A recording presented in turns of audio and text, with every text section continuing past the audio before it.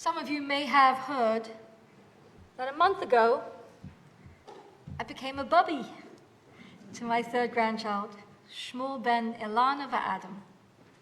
If you visited my stepdaughter Ilana's basement over the summer, you would have found 3 car seats, 2 strollers, 4 baby floor mats, 4 rockers, 2 porta cribs, not to mention 3 drawers full of those adorable infant baby clothes. And the list goes on. When did you buy all this baby paraphernalia? We exclaimed. We learned that this impressive collection had come from Facebook friends, the Free Cycle website, the Reuse It network, and the Buy Nothing Natick group. People offer up items that they are finished with, and you just pick it up. Ilana did not spend a penny on any of it. All gently used, all in perfectly good condition. My daughter-in-law, Sheila, lives in Los Angeles, where she was for several years chief of staff to a VP of ABC Disney. And she recently gave up her coveted job to start an entrepreneurial business called Thrilling. What is Thrilling? It is a high-end, recycle your vintage used fashion wear through efficient online thrift shopping. Instead of hunting through many individual stores, the stores bring a curated selection of their goods to this online platform. They come to you. Return again, return again, return to the land of your soul. Sounds familiar, right? Clearly, this new trend is very much in keeping with our basic High Holy Day premise of Teshuvah. Review your stuff. Return it to a place where it can be renewed and reused to better purpose. We've had the spiritual tools to KonMari our lives for centuries, if only we'd been paying closer attention. 30-something years ago, when I was a teenager in high school, environmental awareness made its presence known through the mantra of the 3 R's: reduce, reuse, recycle. The emphasis over time became heavily on the recycle. Every school initiated recycle projects.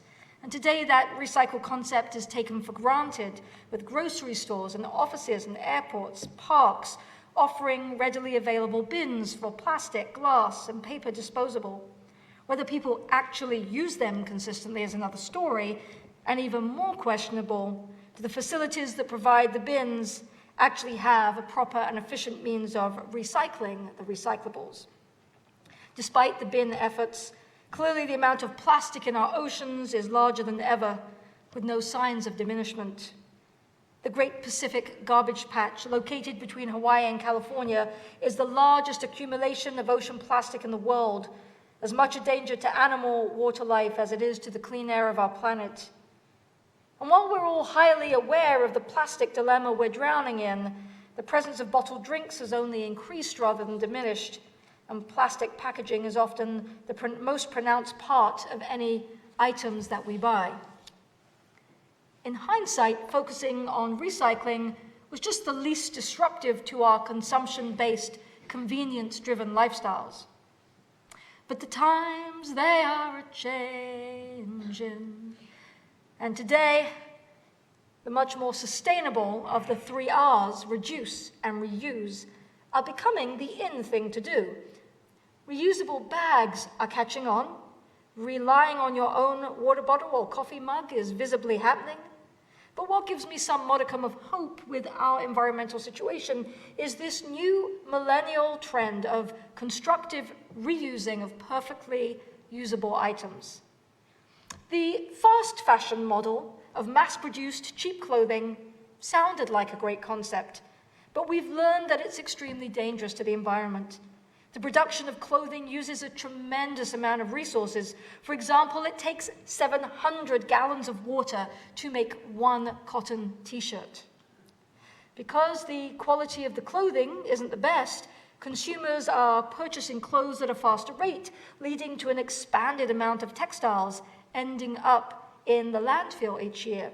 In fact, 26 billion pounds of clothing and textiles end up in landfill every year, and about 95% of those could probably have been reused or recycled. And we're seeing a pushback against the fast fashion model driven, at least in part by ecological concerns. It turns out that thrifting, or what in the fashion world is being referred to as circular fashion, is one of the fastest growing businesses today. The circular economy, and specifically circular fashion, is a movement that's based on a framework from the Ellen MacArthur Foundation, defined this way by Dr. Anna Brismar. Circular fashion are clothes, shoes, or accessories that are designed, sourced, produced, and provided with the intention to be used and circulated responsibly and effectively in society for as long as possible in their most valuable form, and hereafter return safely to the biosphere when no longer of human use. The online and offline resale industry is worth $20 billion and expected to double in size to $41 billion by 2022, fueled in large part by young shoppers who have taken up the habit of thrifting.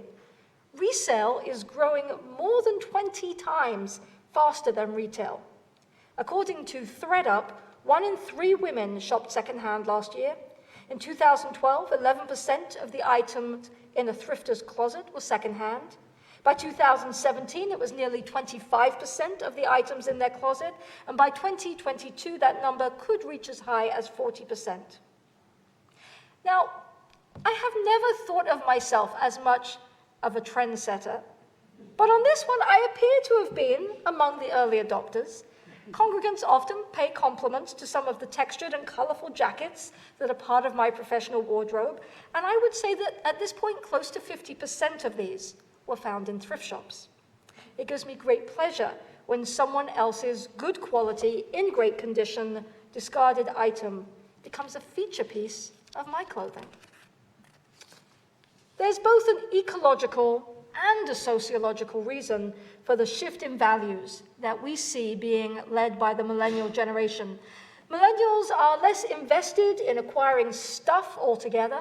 They're more likely to rent the runway or use a ride-hailing service or invest in a car-sharing service than to own their own car.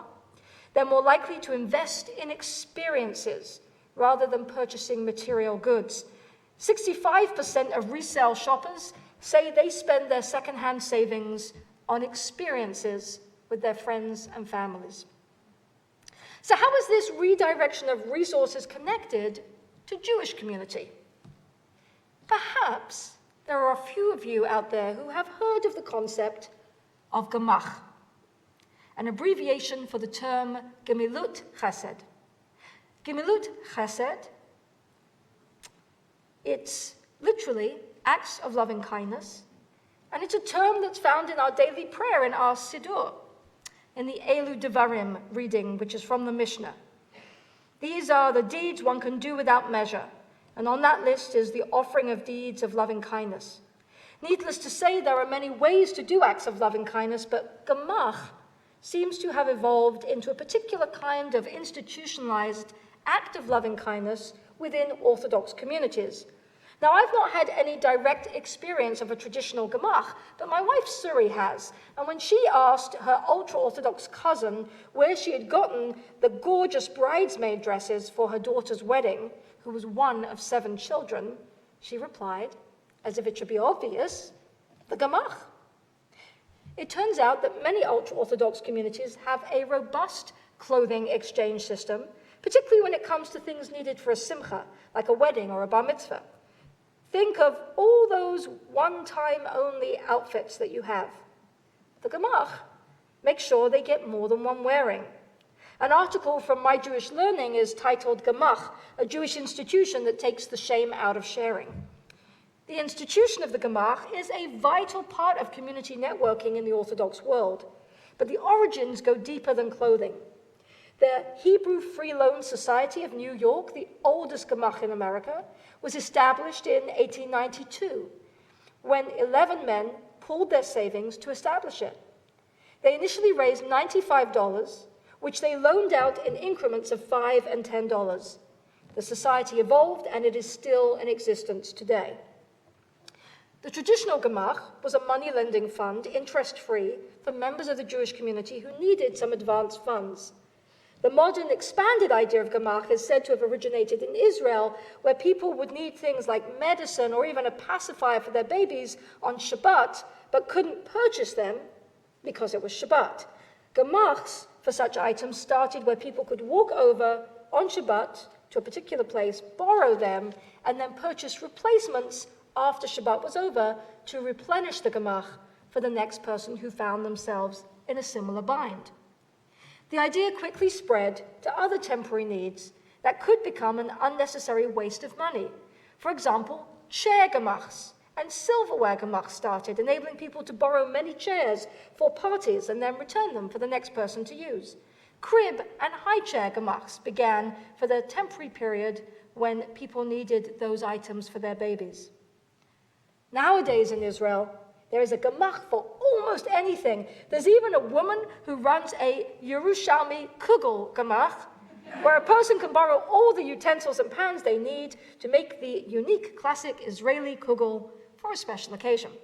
There's also a laptop Gamache that lends computers and portable video game machines to children in hospital. Most of these are run in people's homes and basements. Now, for those of you who might have been watching the Israeli TV show Shtisel, you might recall that Shtisel's initial encounter with his love interest, Sheva, happened when she came over to borrow a space heater from Shtisel's Gamache. This basement benevolence spread to the United States, and it's helped countless Jews acquire and afford things in their time of need. Gamaches are meant for people to borrow things with dignity and convenience without being made to feel badly for asking for something. So the concept of reusing at the kind of scale that we are now seeing through online communities of connection, free cycle, buy nothing groups, and the like, might be a relatively new phenomenon in the United States, but in traditional Jewish communities, effective reuse systems have actually been in place for generations. This is true gemilut chasadim, acts of loving kindness, gifts that literally keep on giving. As I researched these trends and the historical and cultural precedent of the Gamache in Jewish tradition, I found that beyond my interest in the general topic, I was feeling something else too. I was feeling hope. There's a Buy Nothing group on Facebook in Westborough, where I live. You can only belong to the Buy Nothing group in the town in which you live. So just like the Gamache of the Jewish world, these reuse networks are not only providing an important resource for individuals, they're doing something, I think, to create and sustain community. People who I might not have the opportunity to meet, who reach out to their community for assistance. For example, one of them posted that they were looking for items to prepare for the arrival of a child that they were fostering. A mother posted sharing that she and her husband had just come back from a doctor's appointment where they had discovered that she was actually pregnant with twins. So now she was reaching out for some help because they were going to need 2 of everything. There was a teacher who posted that she was looking for wooden puzzles and toys to help enhance her preschool classroom. In the items offered up, we sometimes catch a glimpse of a life transition as children grow up and move out, as a family downsizes, or when somebody's elderly parent dies, leaving items that might find a good home elsewhere. We get glimpses into the lives of others and are given the opportunity to do gemilut chesed, an act of love and kindness, to know that someone near us has a need that might prompt us to go through our stuff and see if we can help. There's something equalizing about how we engage in these community networks. Our town might not be as economically diverse as some, but there's still plenty of economic diversity here. Anyone can offer what they have that they no longer need, and anyone can ask for something that they're looking for. It brings us into contact with each other, more aware of each other's needs, even if it's just for the briefest of moments. High-quality items that might have been well beyond the reach of some to buy new in a store are now accessible in ways that don't create embarrassment, just as the Gamache of the Jewish community was intended. That these trends are being led by a millennial generation who are responding partly to the economic realities of their own lives, but also inspired by values of ecological concern and sustainability and a less consumer-driven mindset about what to aspire to in life. All of this I find deeply hopeful. And that is what I hope to convey over these High Holy Days.